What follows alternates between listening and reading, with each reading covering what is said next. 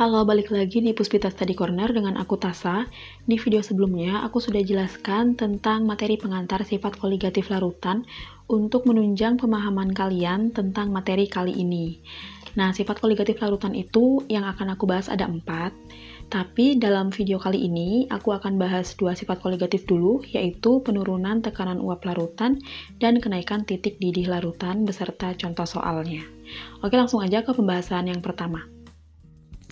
Sifat koligatif pertama yang akan aku bahas adalah penurunan tekanan uap larutan yang disimbolkan dengan delta P. Sebelum ke pembahasan lebih lanjut, pertama aku review dulu konsep larutan. Larutan di sini, sebagaimana yang kita tahu, terdiri dari zat terlarut dan zat pelarut yang bercampur secara homogen. Zat terlarut ini kalau dianalogikan adalah zat penghalang,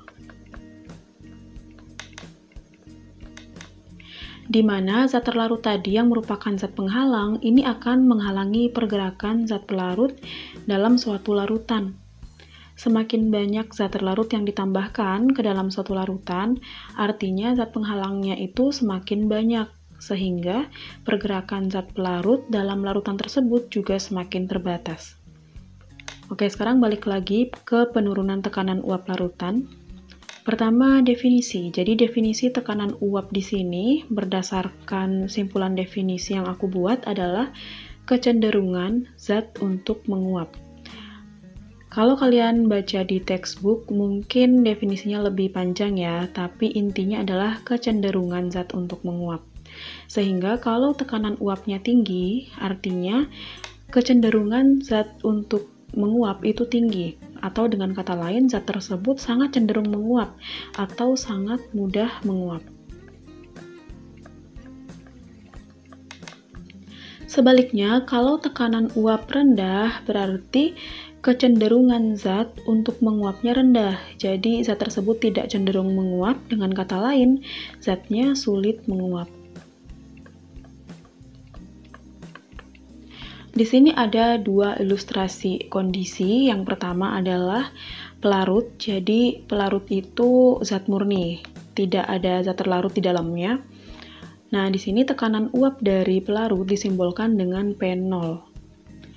Bisa dibandingkan dengan zat yang satunya lagi, ini adalah larutan, di mana larutan ini terdiri dari zat pelarut dan zat terlarut. Nah, zat terlarut yang bertanda merah ini adalah zat penghalang yang menghalangi pergerakan dari zat pelarut. Sehingga kalau pelarut murni ini lebih mudah menguap. Kenapa? Karena dia tidak ada zat penghalangnya di dalam si pelarut ini. Tapi kalau dalam larutan, karena ada zat terlarut yang merupakan zat penghalang, larutan akan cenderung lebih sulit menguap dibanding yang pelarut murni tadi. Maka dari itu namanya adalah penurunan tekanan uap larutan. Artinya kalau ditambahkan zat terlarut, tekanan uapnya akan rendah. Semakin banyak zat terlarut yang ditambahkan, maka tekanan uapnya akan semakin rendah lagi atau semakin turun lagi. Sehingga disimpulkan bahwa tekanan uap pelarut murni ini akan selalu lebih besar dibanding tekanan uap larutan. Sehingga perubahan tekanan uapnya di sini adalah penurunan tekanan uap larutan dirumuskan tekanan uap larut dikurangi tekanan uap larutan atau P0 dikurangi P. Ini adalah rumus untuk menentukan penurunan tekanan uap larutan jika diketahui tekanan uap larut murni dan tekanan uap larutan. Selanjutnya di sini akan aku jelaskan hubungan tekanan uap larutan atau penurunan tekanan uap larutan dengan konsentrasi, yaitu bagaimana cara menghitung tekanan uap jika diketahui konsentrasi zat. Satuan-satuan konsentrasi di sini sudah pernah aku jelaskan di video larutan dan konsentrasi. Jadi satuan-satuan dari konsentrasi itu antara lain molaritas, molalitas, fraksi mol, persen berat. Nah, konsentrasi yang digunakan dalam perhitungan tekanan uap di sini adalah fraksi mol yang disimbolkan dengan X. Nah, fraksi mol ini ada 2. Yang pertama, fraksi mol pelarut atau XP dan fraksi mol terlarut atau XT. Hubungan antara XP dan XT di sini adalah XP ditambah XT ini sama dengan 1. Jadi rumus ini untuk menghitung XT jika diketahui XP dan sebaliknya. Untuk rumusnya sendiri, di sini tuh dibagi dua, yaitu rumus untuk larutan non-elektrolit dan rumus untuk larutan yang elektrolit. Bedanya di sini adalah faktor Van Hoff atau I yang sudah aku jelaskan di video materi pengantar sifat koligatif larutan, di mana untuk larutan non-elektrolit, di sini tuh I-nya atau faktor Van Hoff-nya adalah 1, jadi diabaikan. Sedangkan larutan elektrolit, nilai I-nya itu harus dihitung. Nah, di sini aku review sedikit. Faktor Van Hoff atau I dirumuskan 1 plus N-1 dikali alfa, di mana N di sini menyatakan jumlah ion dari zatnya, dan alfa di sini adalah derajat ionisasi. Jadi N dalam faktor Van Hoff itu bukan mol ya, melainkan jumlah ion. Simbol dari mol itu adalah N, tapi untuk perhitungan faktor Van Hoff, N di sini menyatakan jumlah ion, bukan mol. Sehingga untuk menghitung faktor Van Hoff, pertama kita harus mengionisasi suatu senyawa sehingga akan diketahui jumlah ion dari senyawa itu berapa. Setelah diketahui jumlah ionnya, baru kita dapat menghitung faktor Van Hoff. Nah, tapi misalkan di soal itu tidak disertakan senyawa, sehingga kita tidak bisa mengionisasi senyawanya, biasanya di soal akan diberi keterangan senyawa itu termasuk senyawa apa? Biner, terner, kuarterner, atau pentaner. Jika di soal diberi keterangan senyawa biner, artinya senyawa tersebut memiliki N atau jumlah ion sama dengan 2, terner berarti memiliki jumlah ion sama dengan 3, kuarterner jumlah ion sama dengan 4, dan pentaner jumlah ion sama dengan 5. Oke, balik lagi ke rumusnya di sini untuk larutan non-elektrolit dan larutan elektrolit. Di sini ada dua rumus yang akan digunakan. Yang pertama P ini tadi adalah tekanan uap larutan. Jadi rumus untuk menentukan tekanan uap larutan untuk yang non-elektrolit, di sini P sama dengan XP. Jadi kalau P berarti X-nya juga P. Cara menghafalnya seperti itu. Dikali P0. Di mana XP di sini adalah fraksi mol pelarut.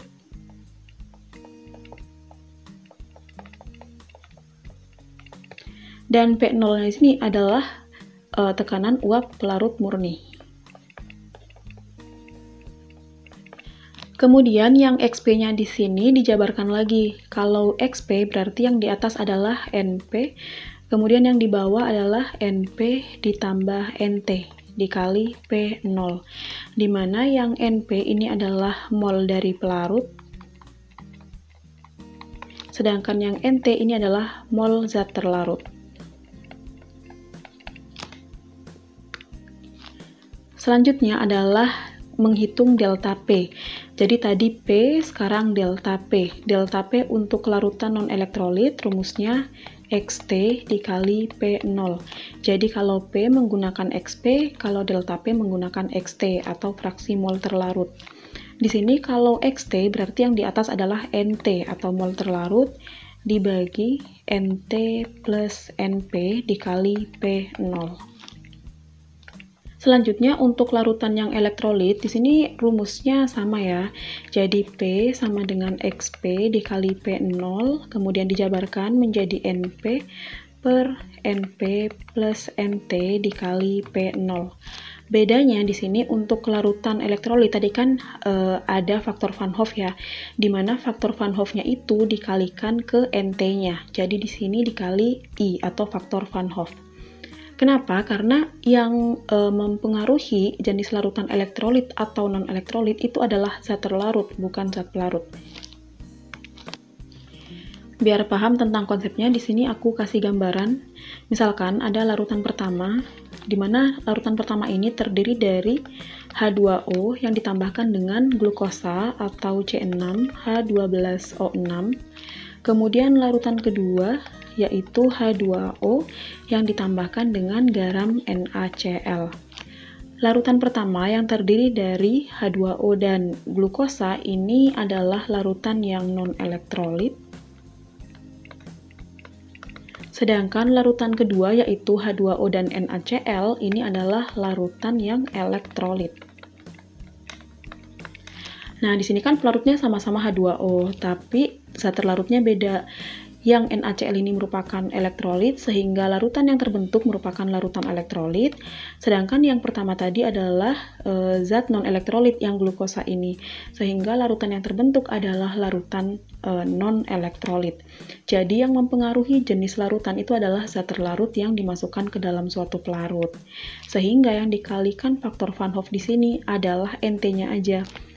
Jadi banyak yang salah kaprah, I-nya itu langsung dikali di XP-nya. Salah ya, kalau dikali di XP-nya nanti yang NP-nya ikut kekali juga.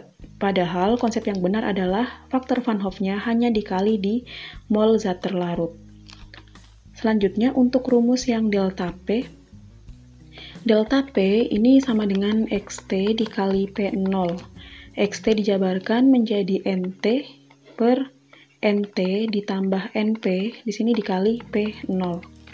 Nah, karena di sini yang elektrolit berarti ada faktor Van Hoff-nya, di mana faktor Van Hoff dikali di NT-nya. Di sini dikali faktor Van Hoff, dan NT yang di bawah juga dikali faktor Van Hoff. Nah, ini adalah rumus menentukan P dan delta P larutan non-elektrolit dan larutan elektrolit untuk satu zat terlarut. Nah, misalkan ada dua zat terlarut yang dimasukkan ke dalam pelarut, contohnya seperti kondisi ini. Di sini ilustrasinya ada zat pelarut, di mana di dalam zat pelarut ini dimasukkan zat terlarut A yang merupakan non-elektrolit dan zat terlarut B yang merupakan zat elektrolit. Jadi ada dua zat terlarut dalam pelarut di mana jenisnya itu beda. Pertama, untuk menghitung P-nya, tuliskan dulu rumus dasarnya.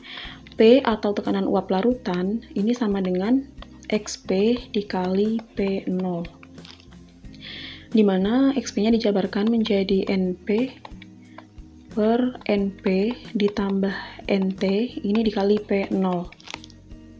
Cuman di sini karena ada dua zat terlarut, berarti NT-nya ini dijabarkan lagi, di mana NT ini adalah NTA ditambah NTB.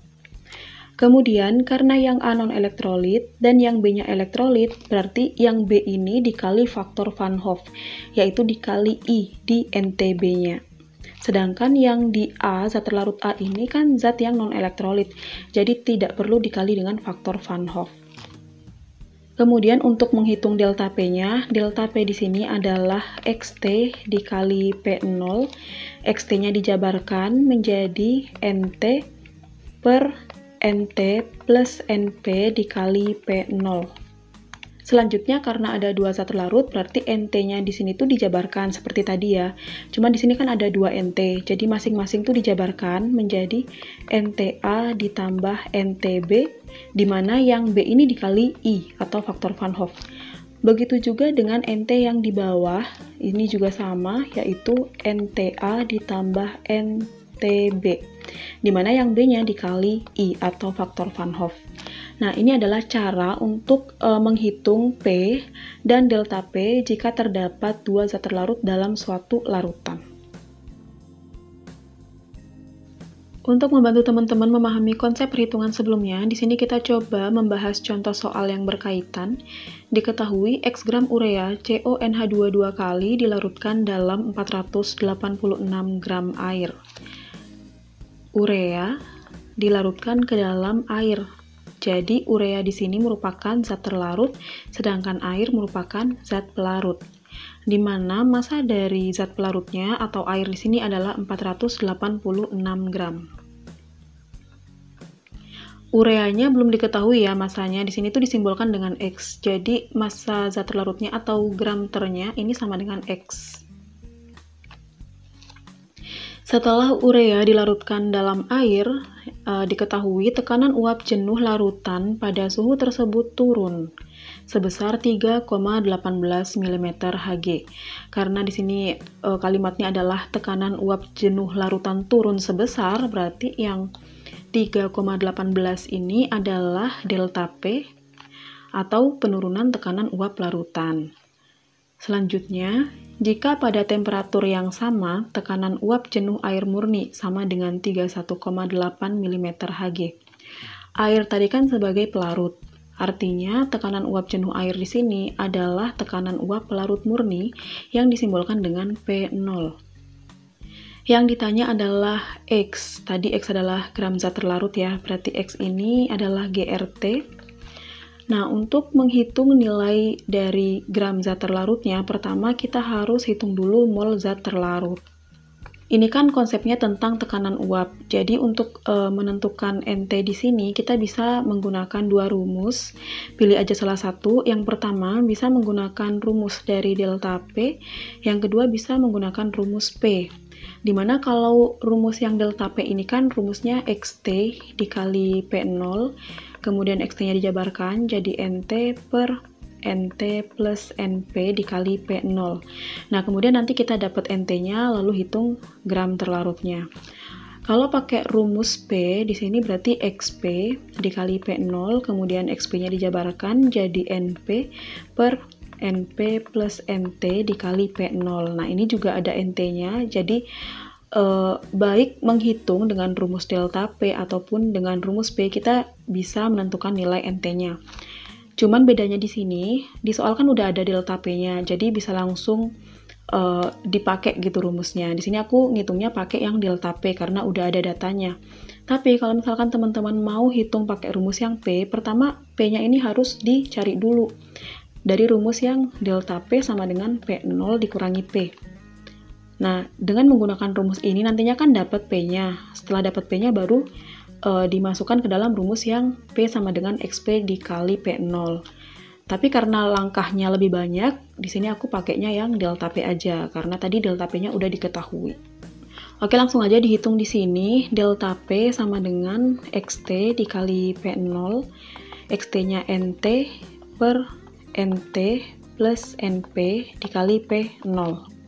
NP di sini adalah mol dari pelarut. Tadi kan masanya udah diketahui 486. Jadi mol dari zat pelarutnya sama dengan 486 dibagi mR dari zat pelarutnya 18. 486 dibagi 18 ini sama dengan 27 mol. Nilai delta P-nya diketahui 3,18.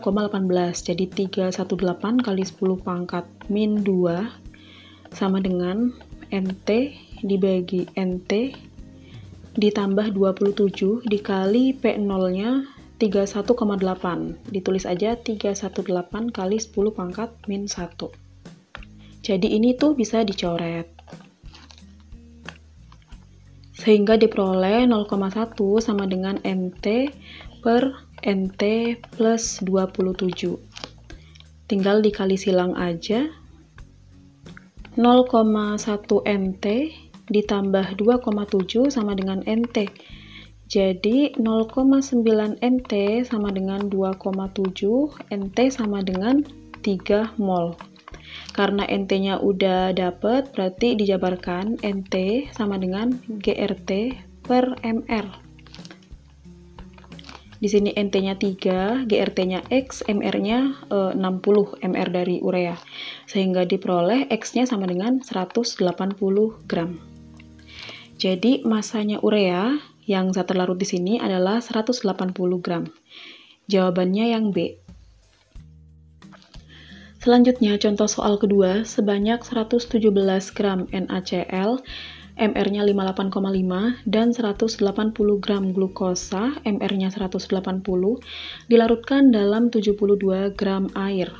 Jadi di sini tuh ada dua zat terlarut, yaitu NaCl dan glukosa, di mana kedua zat terlarut ini dilarutkan dalam pelarut yang sama, yaitu air. Karena ada dua zat terlarut, di sini ditandain aja yang NaCl zat terlarut 1, yang glukosa zat terlarut 2, di mana yang zat terlarut 1 atau NaCl ini adalah zat elektrolit kuat. Kemudian diketahui massa air atau massa pelarutnya ini adalah 72 gram. Selanjutnya, bila diketahui tekanan uap jenuh air adalah 81 cm Hg. Air tadi pelarut, berarti tekanan uap jenuh air ini adalah P0 Yang ditanyakan tekanan uap jenuh larutan. Nah, tekanan uap jenuh larutan ini adalah P. Jadi yang ditanya P-nya. Nah, di sini nilai P untuk dua zat terlarut yang dilarutkan dalam suatu larutan.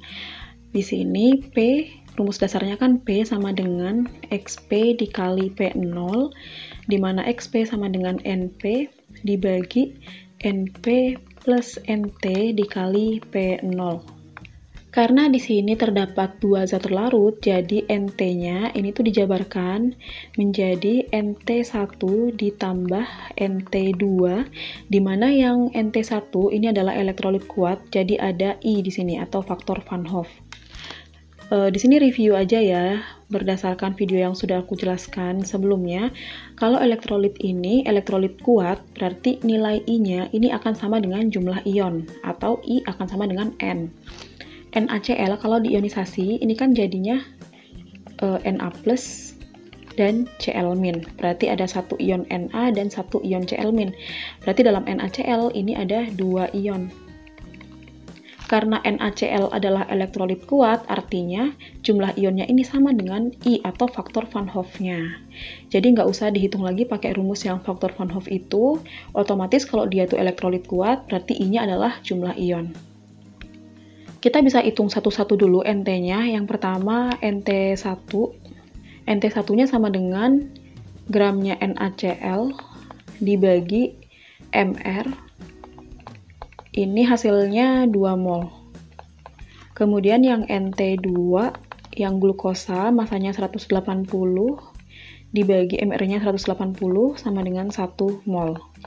Kemudian mol pelarutnya tadi pelarutnya air ya, masanya 72 gram, kemudian mR-nya 18. Jadi mol dari pelarut adalah 4. Oke, di sini yang ditanyakan P. Langsung aja kan tadi P sama dengan XP kali P0. XP-nya berarti NP, yang di atas tuh NP, NP-nya 4. Kemudian yang di bawah 4 ditambah NT1 ditambah NT2. NT1-nya 2. Nah, karena yang NT1 ini elektrolit kuat berarti dikali I. Di sini dikali I. I-nya 2 ya.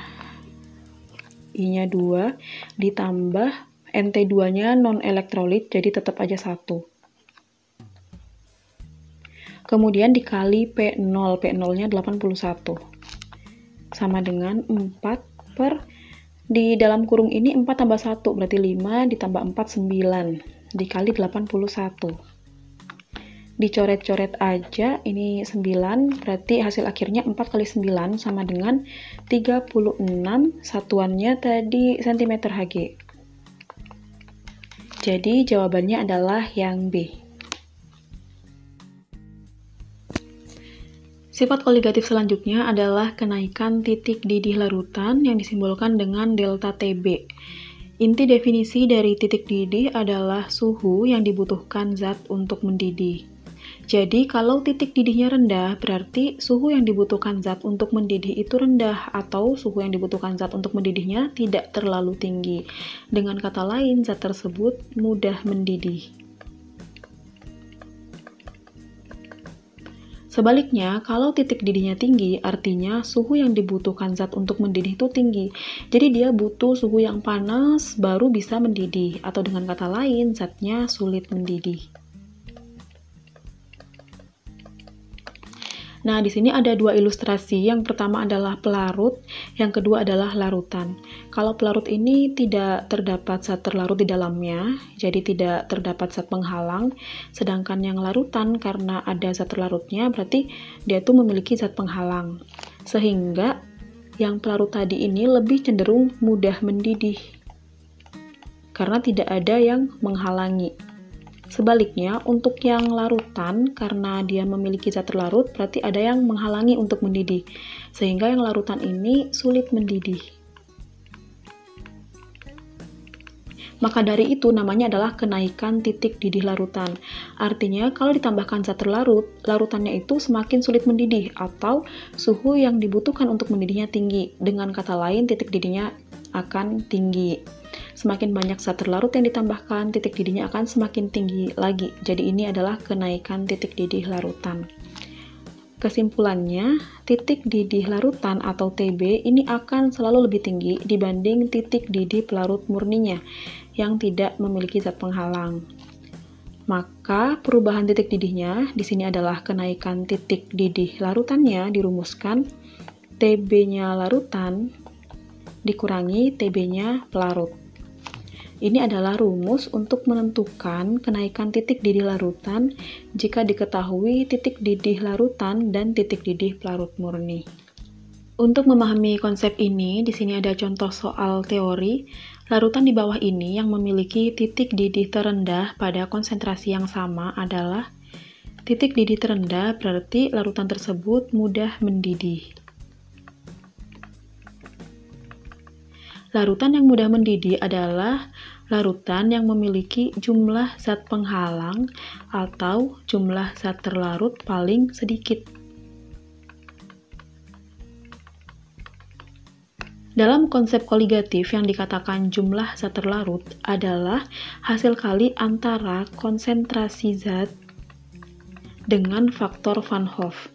Nah, karena di soal ini kan ada keterangan bahwa konsentrasinya sama, berarti kita tinggal membandingkan faktor Van Hoff masing-masing zat terlarut yang ada di sini. Faktor Van Hoff ini kan sama dengan 1 plus N-1 dikali alfa.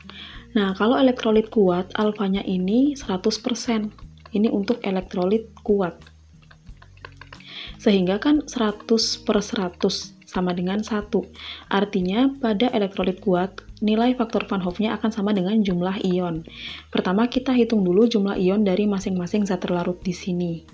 Berdasarkan cara ionisasi yang sudah aku jelaskan di video sebelumnya, untuk yang A, MgNO3 2 kali ini diionisasi menjadi Mg2+ dan 2 NO3-.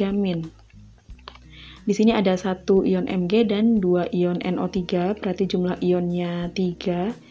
Kemudian yang B, Na2SO4 diionisasi menjadi 2Na+ plus SO4 2-. Ini juga ada 3 ion.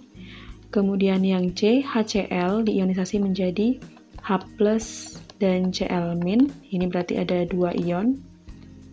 Yang D, CH3COOH terionisasi menjadi CH3COO- dan H+. Ini ada 2 ion. Kemudian yang terakhir, Al2SO4 3 kali. Ini 2Al3+ ditambah 3SO4 2-. Berarti ini adalah 5 ion. Kemudian di antara zat terlarut ini, yang A ini adalah elektrolit kuat, yang B elektrolit kuat, yang C kuat, yang D lemah, yang E kuat.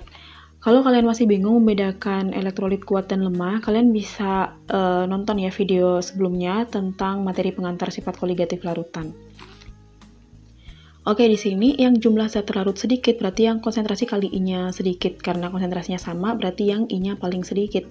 Nah, ini yang paling sedikit jumlah ionnya ada 2, yaitu C dan D. Cuman bedanya yang C ini kan elektrolit kuat, dimana pada elektrolit kuat itu nilai I-nya itu sama dengan N, karena alfanya 100%. Jadi 100 per 100 sama dengan 1. Nah, sedangkan yang D ini elektrolit lemah. Jadi kalau elektrolit lemah itu nilai alfanya, ini lemah, kurang dari 100%. Sehingga kalau dihitung nanti jadinya kan I sama dengan 1 plus N-1 dengan alfa yang kurang 100% berarti kurang dari 100% per 100. Sehingga nanti hasilnya kan kurang dari 1. Beda dengan yang elektrolit kuat ini sama dengan 1. Sehingga nilai I-nya itu akan kurang dari 2. Kalau yang CH3COH, sedangkan yang HCl karena dia elektrolit kuat, maka nilai I-nya sama dengan N, yaitu I-nya sama dengan 2. Jadi yang paling kecil di sini jumlah zat terlarutnya adalah yang D. Karena jumlah zat terlarutnya paling kecil, jadi dia itu zat penghalangnya paling sedikit, sehingga lebih mudah mendidih, atau dengan kata lain titik didihnya rendah. Kalau pertanyaannya adalah titik didih tertinggi, berarti yang jumlah zat terlarutnya paling banyak, yaitu E. Jadi yang E ini adalah titik didih tertinggi. Gitu ya konsepnya, misalkan kalian sudah hitung jumlah ionnya, kemudian ada yang sama, bandingin lagi antara yang sama itu mana yang kuat dan lemah. Karena dengan jumlah ion yang sama, kalau elektrolit lemah itu jumlahnya lebih sedikit dibanding yang elektrolit kuat. Selanjutnya adalah hubungan kenaikan titik didih larutan dengan konsentrasi, yaitu bagaimana menghitung kenaikan titik didih larutan jika diketahui satuan konsentrasi zat. Satuan konsentrasi yang digunakan dalam perhitungan kenaikan titik didih adalah molalitas, disimbolkan dengan M kecil. Sama seperti sifat koligatif yang pertama, di sini rumusnya ada dua, yaitu untuk larutan yang non-elektrolit dan untuk larutan yang elektrolit. Rumusnya delta TB sama dengan KB dikali M. Delta TB ini adalah kenaikan titik didih larutan. Kalau misalkan di soalnya tidak diketahui, kalian hitung dulu menggunakan rumus yang pertama tadi, yaitu delta TB sama dengan titik didih larutan dikurangi titik didih pelarut. Kemudian KB di sini adalah tetapan kenaikan titik didih.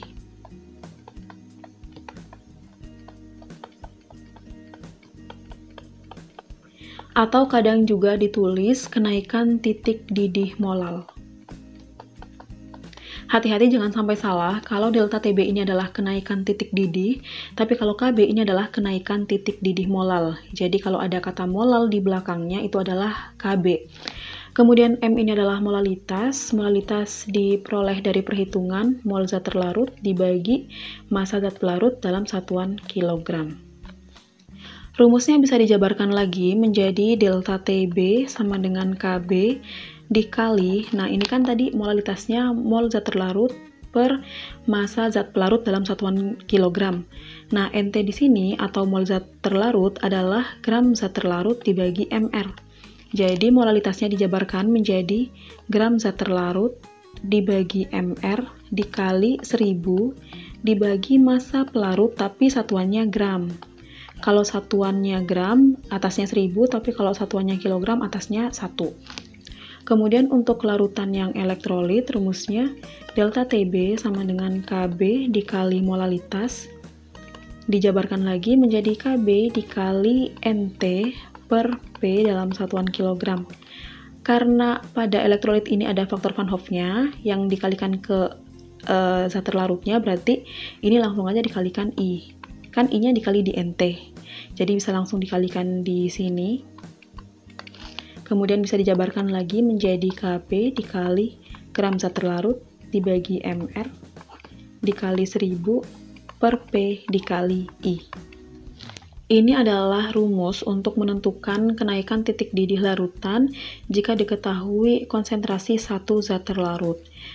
Selanjutnya, jika diketahui lebih dari satu zat terlarut, nah di sini tuh ada dua zat terlarut, yaitu zat A yang merupakan non-elektrolit dan zat B yang merupakan elektrolit dalam larutan. Di sini untuk menghitung kenaikan titik didihnya, pertama kita tuliskan dulu rumus dasarnya, delta TB sama dengan KB dikali molalitas. Nah, kalau ada lebih dari satu zat terlarut, molalitasnya ini dijumlah. Di sini kan ada A dan B. Jadi rumusnya KB dikali MA ditambah MB.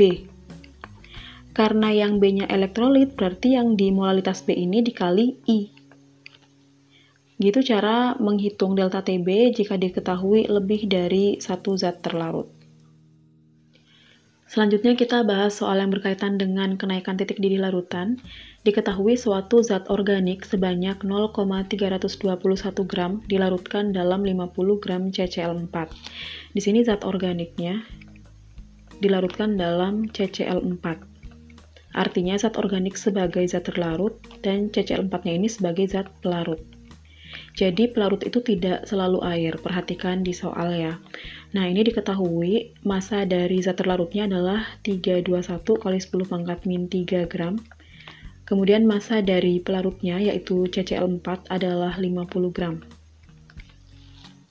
Diketahui Kb-nya 4,5. Selanjutnya, jika larutan mendidih pada suhu 0,321 derajat Celcius lebih tinggi dari titik didih CCl4. Artinya yang 0,321 ini adalah delta TB. Karena kalimatnya di sini mengatakan larutan mendidih pada suhu 0,321 lebih tinggi. Nah, lebih tinggi adalah deltanya atau perubahannya. Kemudian yang ditanyakan massa molekul relatif zat organik tersebut. Yang ditanyakan adalah MR dari zat terlarut. Untuk menentukan MR dari zat terlarut, pertama kita harus tahu dulu mol dari zat terlarutnya. Nah, karena ini konsepnya adalah kenaikan titik didih, pertama kita cari dulu molalitasnya.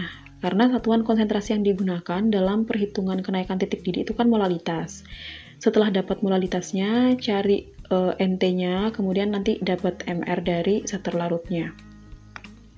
Oke, langsung aja di sini rumus dari delta TB adalah delta TB sama dengan KB dikali M. Diketahui delta TB-nya adalah 321 kali 10 pangkat min 3, kemudian KB-nya 45 kali 10 pangkat min 1. Molalitas ini sama dengan mol zat terlarut dibagi massa zat pelarut dalam kilogram. Di sini massa pelarutnya masih dalam gram, jadi dikonversi dulu. 50 gram sama dengan 50 kali 10 pangkat min 3 kg atau sama dengan 5 kali 10 pangkat min 2 kg. Nah, jadi di sini NT per 5 kali 10 pangkat min 2 kg. Ini bisa dicoret ya, 45 dibagi 5 sama dengan 9. Sehingga diperoleh NT-nya sama dengan 321 per 9 dikali 10 pangkat min 4. NT ini adalah mol dari zat terlarutnya. Selanjutnya kita jabarkan NT atau mol zat terlarut sama dengan gram dari zat terlarutnya dibagi MR. NT-nya 321 per 9 kali 10 pangkat min 4 sama dengan gram dari zat terlarutnya 321 kali 10 pangkat min 3 per MR. Ini bisa dicoret. Selanjutnya ini dikali silang ya, jadi MR kali 10 pangkat min 4 sama dengan 9 kali 10 pangkat min 3. Jadi MR-nya sama dengan 90. Sehingga jawabannya adalah yang D. Soal selanjutnya, suatu larutan elektrolit biner. Di sini ada keterangan biner, berarti ini menunjukkan jumlah N-nya sama dengan 2. Molalitasnya 0,2, titik didihnya 100,156 derajat Celcius. Nah, ini titik didih larutan ya, jadi titik didih larutan elektrolit tersebut 100,156 derajat Celcius. Ini TB dari larutannya. Diketahui KB air 0,52, ini bukan min, melainkan 0,52. Kemudian yang ditanyakan derajat disosiasi elektrolit biner, berarti yang ditanyakan adalah alfa. Langsung aja masukkan ke rumus kenaikan titik didih larutan, delta TB sama dengan KB dikali M, karena elektrolit berarti di sini ada I. Yang ditanyakan alfa, jadi pertama kita harus cari dulu faktor Van Hoff-nya. Nah, setelah dapat faktor Van Hoff, nanti rumusnya itu dijabarkan. Jadi, 1 plus N-1 dikali alfa. Oke, pertama kita hitung dulu faktor Van Hoff-nya menggunakan rumus ini. Di sini yang diketahui adalah titik didih larutan. Jadi, untuk menentukan delta TB-nya, kita bisa pakai rumus TB larutan dikurangi TB pelarut. TB larutannya 100,156. Nah, di sini kan nggak diketahui pelarutnya apa. Kalau nggak diketahui berarti dianggap air, di mana titik didih air adalah 100 derajat.